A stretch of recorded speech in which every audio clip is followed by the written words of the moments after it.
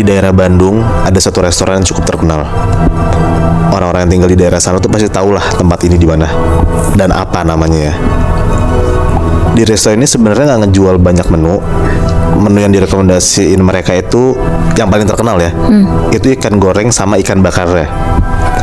Usut punya usut, resto ini punya salah satu orang yang asli daerah Jawa Barat yang emang besar dan udah sering ngembangin bisnis mereka di sektor makanan gitu. Jadi nggak cuma satu restoran ini doang di Bandung gitu loh.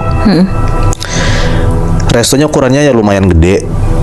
Makanya di resto ini punya banyak banget karyawan. Kira-kira tuh sekitar ada 20 karyawan gitu lah. Dengan ukuran yang lumayan luas, resto ini tuh jadi kayak terkenal setiap hari tuh penuh.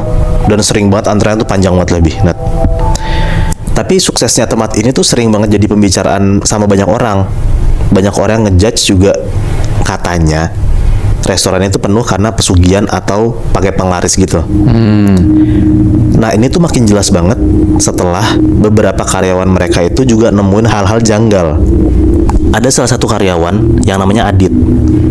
Adit ini tuh baru kerja 3 bulan di resto ini.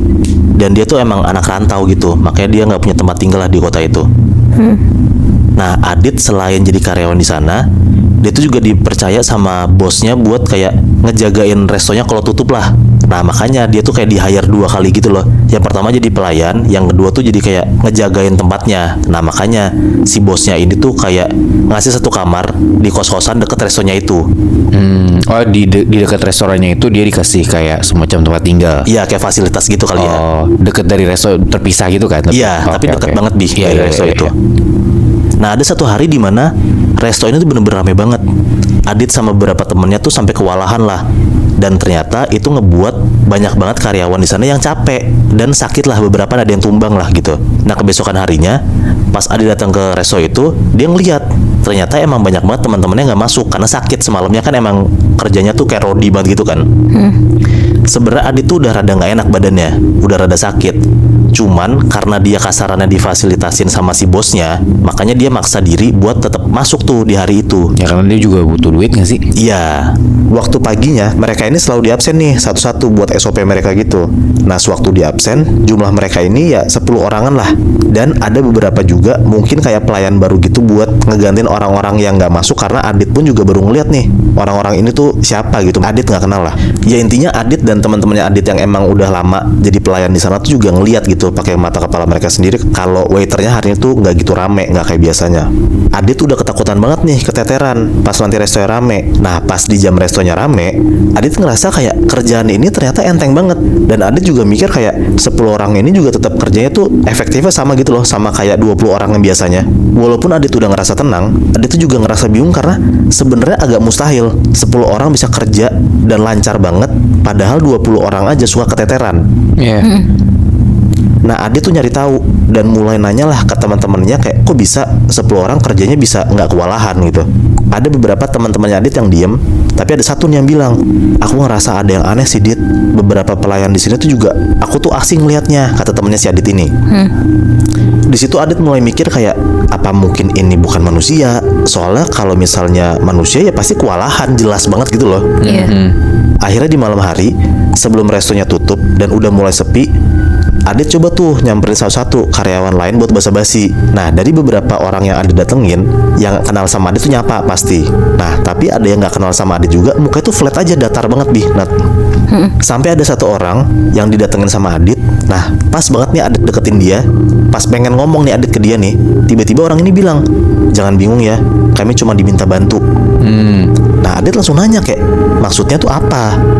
Nah di situ orang ini nggak jawab apa-apa. Dia tuh langsung kayak ngajak Adit ke satu tempat gitulah, kayak ada geser ngajak gitu. Nah Adit yang bingung dan kayak penasaran juga, akhirnya dia nurut lah sama orang ini, ngikutlah nih si Adit.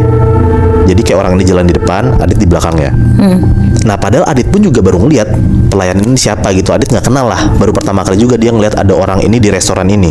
Si orang ini kayak ngajak Adit ke satu ruangan di belakang dapur yang Adit pun juga nggak pernah ngeh kalau ada ruangan itu. Karena di dekat dapur ini ada kayak satu pintu dan nggak pernah dibuka.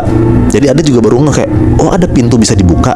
Jadi Adit juga baru ngeh kayak oh ada pintu bisa dibuka. Ngikutlah nih dia masuk ke dalam. Oke. Terus Masuklah Adit ke ruangan ini bareng sama si orang ini.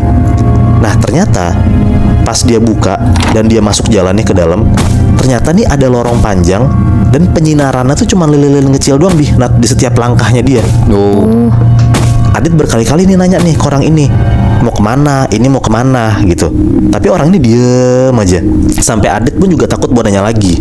Nah pas Adit balik badan, kayak dia tuh akhirnya takut gitulah buat ngikut masuk ke dalam.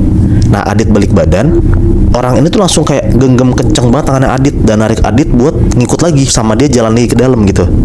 Hampir kayak 1-2 menit jalan, di setiap beberapa langkah, badan orang ini yang ada di depan Adit tuh ngerasa kayak makin gede gitu loh.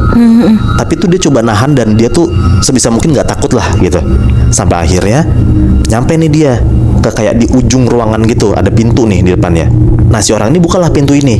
Nah pas si Adit lihat orang ini lagi buka pintu, muka orang yang dia ikutin ini berubah Bi, Nat. Kayak muka tuh serem banget, kayak monster gitu. Dan orang ini nengok ke belakang ke arah Adit, gigi dia tuh kayak gede banget gitu loh. Wah, anjir serem banget. Nah Adit kaget lah dan dia nggak bisa ngomong apa-apa. Akhirnya dia langsung tuh ngikut aja masuk ke dalam ruangan itu. Di dalam ruangan itu Adit lumayan tenang karena Adit ngeliat ada si pemilik restonya di dalamnya. Yang dia kenal juga. Kenal juga pemilik restonya ini. Oke. Nah di pikiran Adit ya orang ini juga terlalu kaya mungkin, makanya punya ruangan tersendiri gitu. Iya. Adit langsung lah salamin si pemilik ini dan ya respect gitu.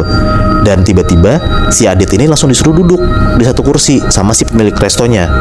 Pas Adit duduk, di depan Adit itu tiba-tiba nongol ada sosok besar tinggi yang lidahnya panjang banget Bi, Nat. Di situ tuh Adit takut banget, dia tuh histeris teriak-teriak gitulah pokoknya karena dia kaget banget tiba-tiba ada sosok makhluk halus gitu. Nah ternyata sosok ini tuh genderuwo dan si Adit ngeliat genderuwo itu lagi ngejilatin banyak banget piring. Ih. Piring restoran itu. Iya. Pemilik resto ini langsung pegang pundaknya Adit terus dibilang, keluarga kamu saya biayain Dit, kamu tenang aja, jangan bilang siapa-siapa. Ih. Akhirnya Adit cuma bisa nge-freeze dan dia tuh nyaksiin tuh hal yang baru pertama kali dia ngeliat, karena dia nggak pernah nyangka kalau misalnya ternyata resto dia tuh kayak gini gitu loh. Abis dari malam itu berita itu langsung kesebar Bi, Nat, karena Adit tuh nggak bisa nahan sendiri rahasia besar ini. Jadi dia sebarin, Muy. Iya, dia langsung ngomong tapi cuman ke beberapa pelayannya doang gitu loh, kayak orang yang emang dia deket gitu, cuman 2-3 orang doang. Nah ternyata terjawablah semua nih. Ternyata resto ini tuh pakai pesugihan dan ngejadiin genderuwo ini jadi penglarisnya. Nah piring-piring yang genderuwo jilatin ini ya bakal dipakai sama tamu-tamu di sana. Itu juga ngebuat kenapa makanannya kalau makan di tempat itu enak, tapi kalau dibawa pulang itu tuh jadi nggak enak gitu lebih. Iya. Ya karena makan di tempat itu ya enak rasanya karena udah dijilatin sama si genderuwo itu. Wah anjing serem banget. Tapi berarti kalau menurut gue ya Muy, itu hitungannya gak cuma satu genderuwo doang dong.